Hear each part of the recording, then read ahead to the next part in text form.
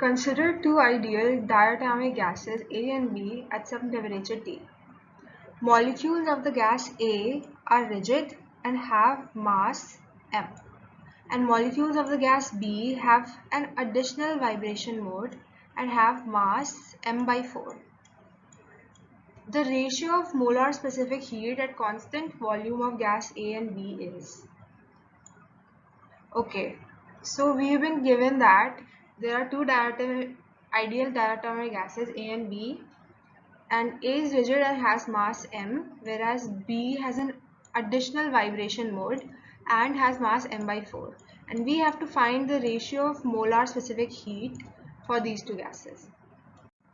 So we know the formula of molar heat capacity at constant volume CV is equal to F R by 2, where F is the degree of freedom.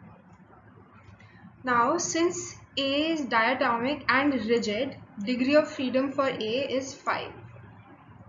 Alright, so let's substitute this in the formula of molar heat capacity, and we get CV for A, for gas A, is equal to 5R by 2.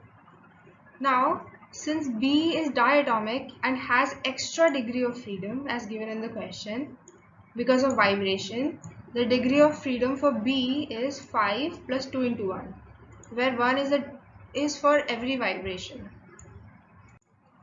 Alright, so we get 7. Now let's substitute this in the formula as well.